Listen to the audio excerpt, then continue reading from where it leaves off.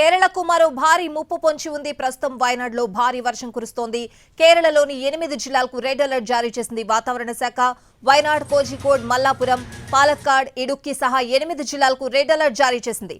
భారీ వర్షంతో సహాయక చర్యలకు తీవ్ర అంతరాయం ఏర్పడుతోంది. ఇప్పటికే డ్యాంలు, ప్రాజెక్టులు నిండుకుండలా మారాయి.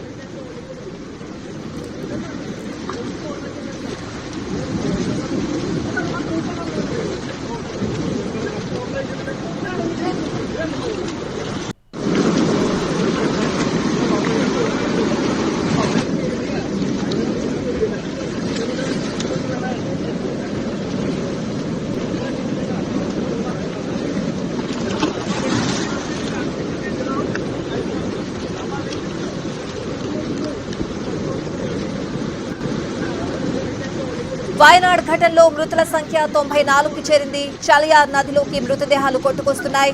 ముండకై టీ ఎస్టేట్ లో పనిచేస్తున్న 600 మంది ఆచూకీ గల్లంతు కావడంతో తీవ్ర ఆందోళన వ్యక్తమవుతోంది. వారి కోసం గాలిస్తున్నారు అధికారులు. ఇప్పటికీ దాకా ఒక్క కార్మికుడు కూడా అందుబాటులోకి రాలేదు. వారంతా టీ తోటలో పనిచేసేందుకు వచ్చినట్లు తెలుస్తోంది.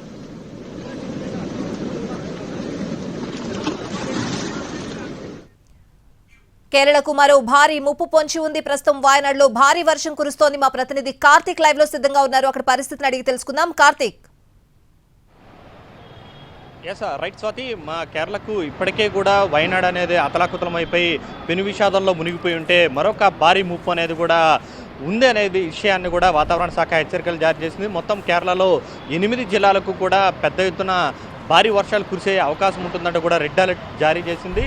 ఏదైతే కోజికోడ్ కావచ్చు, ఇడుక్కి కావచ్చు, మల్లాపురం, ప్రస్తుతానికి అత్యంత భారీగా వర్షం కురుస్తున్నటువంటి వయనాడ్ కావచ్చు, వీటన్నింటికి కూడా మరొకసారి రెడ్ అలర్ట్ అనేది కూడా జారీ చేసినటువంటి నేపథ్యంలో మొత్తం అధికార యంత్రాంగం అంతా కూడా అప్రమత్తమైందని చెప్పాలి. ఇప్పటికే కూడా సహాయ చర్యలు పూర్తి స్థాయిలో ఆకంఠం కలుగుతూనే ఉంది. ఉదయం నిన్న రాత్రి నుంచి కురుస్తున్నటువంటి భారీ వర్షాలకు ఎగువ నుండి చలియార్ నది అత్యంత ఉధృతంగా ప్రవహిస్తున్నటువంటి నేపథ్యంలో మొత్తం కూడా పూర్తి స్థాయిలో ఏదైనా సహాయ చర్యలు చేయడానికి మాత్రం ఇబ్బందికరమైనటువంటి పరిస్థితులు ఉన్నాయి. ఈ నేపథ్యంలో మరొక భారీ ముప్పు అనేది మాత్రం వర్షం కారణంగా ఏర్పడేటువంటి అవకాశం ఉంది కాబట్టి దానికి తగ్గట్టుగా కూడా చర్యలు అనేది కూడా కేరళ సర్కార్ తీసుకుంటుందని చెప్పాలి.